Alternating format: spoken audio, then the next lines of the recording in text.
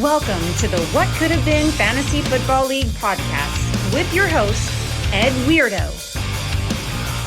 Okay guys, this is a quick video about how you are going to go about selecting your keeper. So a few of y'all have asked, like, how much is this guy going to cost me this current year?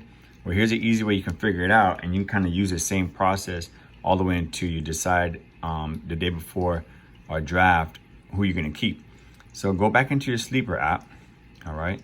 And when you go back in here, click on your team name. So team, and so here's all the guys currently on my team, right?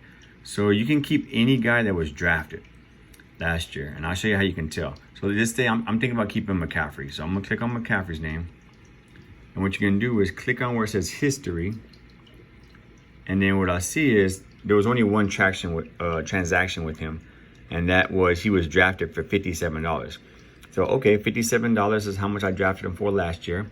So now let's go see how much he's going for this year to see if I'm gonna keep him or not. So what you do is go over here and go back to draft now. And then in draft, you're gonna click draft room. So draft room, and then here are all the values of what the guys are going for. Oh man, this is annoying. Of what the guys are going for this year. So I drafted him last year for 57, but now you can see he goes for 65. So what I would do is I would do 65 plus the 57, add that up, right? Then divide it by 2, and that's how much you're gonna pay this year if you wanna keep him.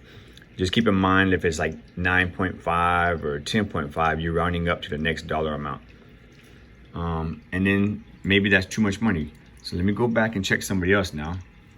And remember, you don't have to be the one that drafted him. He just needed to be drafted, any player that you're thinking about keeping.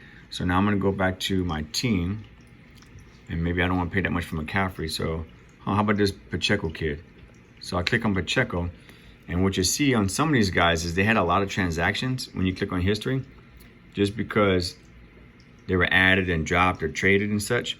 So I'm looking for where he was drafted. So it's not that, waivers, click view all. And so when I click view all, I keep going down. Oh, there you go. As long as your guy says drafted, then you can keep him. So this guy was originally drafted by Calvin for $1. It doesn't matter who drafted him. I can still keep him as long as he was drafted. So he went for $1 last year. So that's a pretty good deal so far. Let me go back and see how much he's going for this year. So I'm going to go back to this screen, right? And I'm going to draft. And then once I'm here, I'm going to draft room. And now I'm looking for Isaiah Pacheco. And what I can do is I can cheat, and I can just go, I just want to look at the running backs. And so here's all the running backs, what they're projected I'm going for. And I'm looking for Pacheco.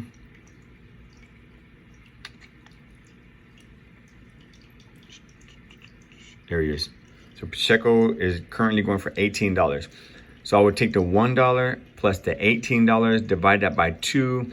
And what's going to end up happening is when I round, I'm going to go ahead and pay $10 if I want to keep him this year. All right. So you can keep doing this, as often as you want as we get closer to draft day.